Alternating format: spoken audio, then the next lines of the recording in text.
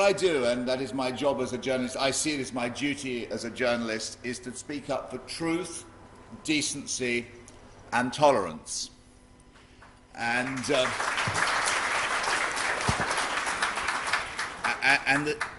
those are the values which I try and apply to whatever I do in my everyday duties as political reporting.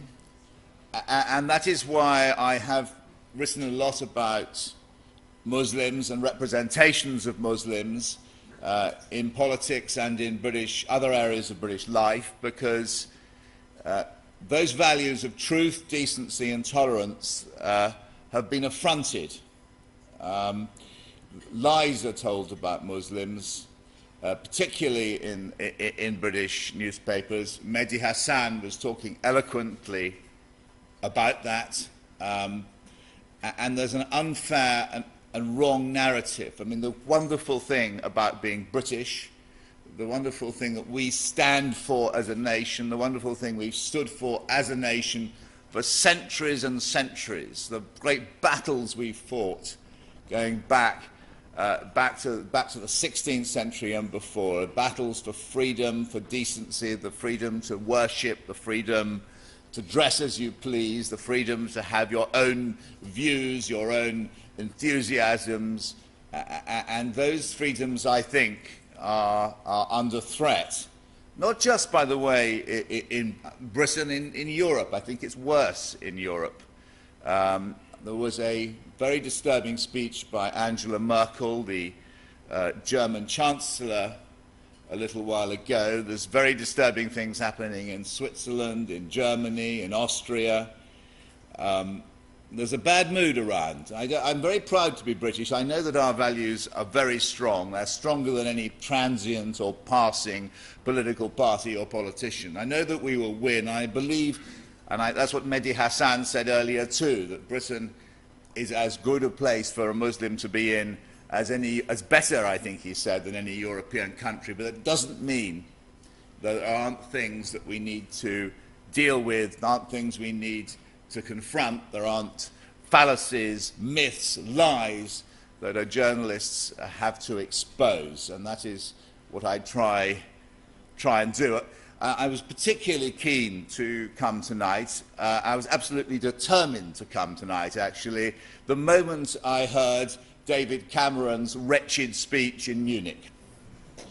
I'm a great enthusiast for the British Prime Minister. I ought to be, because I'm the chief political commentator for the Daily Telegraph, which holds generally pro-Cameron views.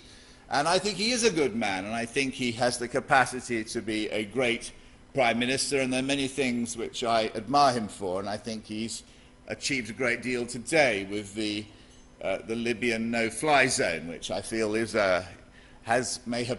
may have gone a long way towards preventing carnage and horror in Libya. So he is a man I admire, but he doesn't know what he's talking about when it comes to Islam. It's a very serious weakness in anybody, but it's a very worrying weakness in a Prime Minister. I was asked to come and talk about the media, but I might just briefly talk about British politics, just briefly, in my capacity as chief political commentator.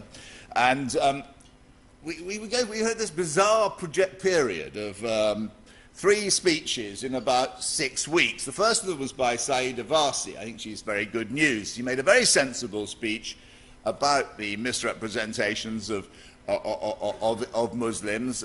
Fascinating speech. Bang on the button. She even quoted me, which I thought she always says good sense. And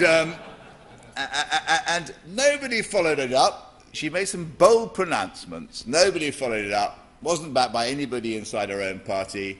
She was ostracised almost. It's probably too strong a word. And then several weeks passed of deafening silence.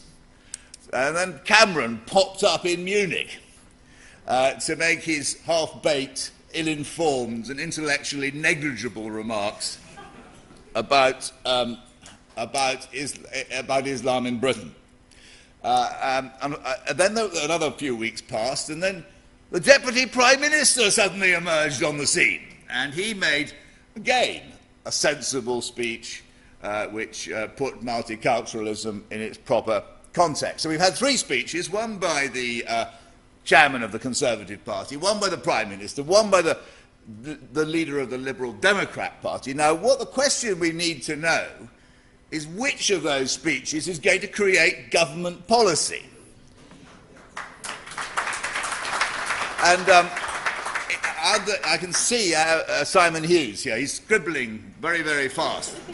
And we're going to be relying on him to come up with the answer to this question, because it will be utterly disastrous if Cameron's half-baked comments go on to create government policy. And this brings me back to why I was so keen to be here tonight, because what the Cameron thing seems to do is to prescribe certain Islamic or Muslim organisations, declare them almost persona non grata. Say there are certain Muslims who are acceptable to the British government, others who are not. And I may have got the wrong end of the stick, but I have a feeling we're in a sort of unpopular place. I have a feeling that government ministers would get sharp calls from Downing Street if they attempted to appear tonight. And sort of they'd be turned back at the door, intercepted by the whip's office or whatever other or the horrible mechanism of enforcement used these days by, and indeed Simon Hughes has doubtless shown he deserves a medal for being here tonight.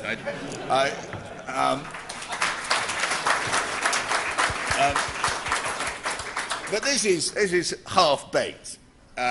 Only emerges out of considerable ignorance, this very false analysis, very dangerous analysis, in particular the vacuity of Cameron's. I don't know if he's ever been, I don't know if he knows anything about Islam, but the notion this notion of an escalator to terrorism, that political Islam somehow takes you, is it needs to be. I need more time than I have tonight to demonstrate the full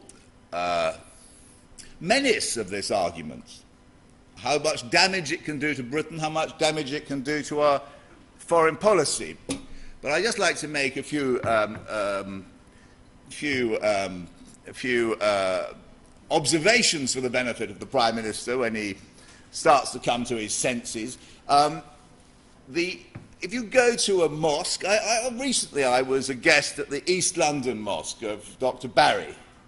Here you see the big society. Wake up, the big society in action. Care for community, looking after others, helping the vulnerable and the isolated, worshipping God.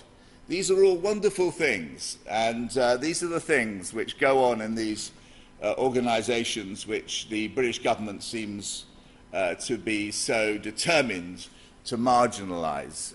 And this is a battle we're going to have to.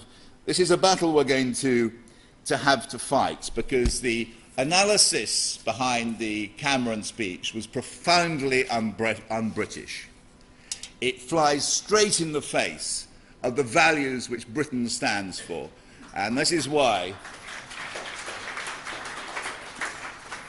And it comes out of ignorance, and these are really the final few points I might want to make tonight. We do need to confront the ignorance about Islam, which is such a sort of noticeable and such a dangerous aspect of modern political discourse, and discourse, of course, in the media. My great friend Mehdi Hassan talked to some extent about the ways in which Muslims can be misrepresented. I don't want to go too far. I do think there are fantastic strengths that there are parts of the whole discourse which work wonderfully well.